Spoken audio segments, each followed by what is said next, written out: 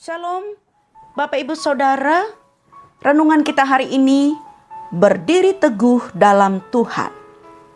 Bacaan dari Filipi 4 ayat 1, demikian firman Tuhan. Karena itu saudara-saudara yang kukasihi dan yang kurindukan, sukacitaku dan mahkotaku, berdirilah juga dengan teguh dalam Tuhan, hai saudara-saudaraku yang kekasih. Bapak Ibu Saudara, pada tahun 1997 ada anak kecil di sebuah sekolah dasar dihukum oleh gurunya. Kalau pada zaman itu guru masih bisa menghukum siswa secara fisik.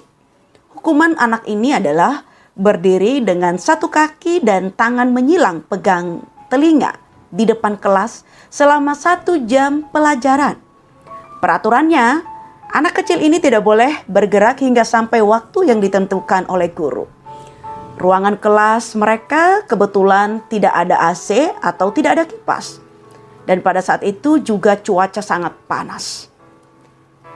Anak ini mulai mengangkat kakinya dan tangannya menyilang ke telinga. Menit ke-15 anak sudah mulai keringatan dan ia memang masih terlihat kuat. Menit ke-30 anak kecil ini di beberapa bagian anggota tubuh tertentu mulai gatal dan kaki terlihat capek. Tetapi guru tidak membolehkannya untuk bergerak sama sekali. Pada menit ke-45 anak kecil ini seluruh badannya basah kuyup karena keringat dan sebagian badannya kemerahan. Guru tetap tidak mengizinkannya untuk bergerak. Wow, detik-detik terakhir 1 jam pelajaran yang ditentukan oleh guru tersebut, anak ini jatuh lalu pingsan. Dari cerita di atas mengingatkan bahwa manusia adalah makhluk lemah dan tidak berdaya. Ia perlu pertolongan dalam hidupnya. Pada bagian akhir pasal 3 ini dan sekaligus pembukaan pada pasal 4, di sini Paulus kembali memberi kalimat penegasan pada suratnya, yaitu nasihat agar jemaat di Filipi yang telah beroleh kebenaran Injil dan yang telah menjadi warga negara surga selama masih hidup dalam dunia ini agar tetap berdiri teguh dalam Kristus. Karena sejak percaya Kristus tidak berarti kehidupan jemaat dalam keadaan baik-baik saja.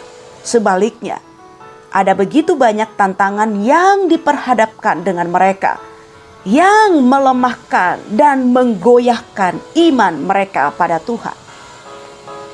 Adanya pikiran-pikiran duniawi dan kebiasaan-kebiasaan yang lama yang masih melekat di antara mereka. Ini yang harus dilawan dengan kekuatan dan ketahanan iman di dalam Kristus.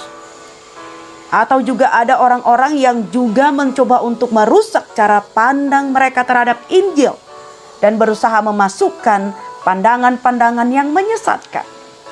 Paulus sangat prihatin bahwa sebagai manusia mereka bisa saja terpengaruh. Oleh karenanya ia menegaskan kepada jemaat, berdirilah teguh dalam Tuhan.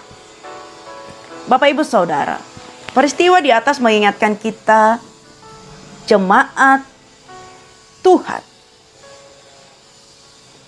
Berdirilah teguh dalam Tuhan. Apapun cara dunia yang mengalihkan fokus kita dari Tuhan, jangan sampai kita dipengaruhi dan menjadi seteru salib Kristus. Melainkan tetap berdiri teguh dalam Tuhan. Setidaknya ada 2 hal penting agar kita tetap berdiri teguh dalam Tuhan hingga akhir hidup kita. Pertama, terus bangun hubungan yang lebih dekat dengan Tuhan. Kedua, bergantung penuh pada pimpinan Tuhan setiap waktu.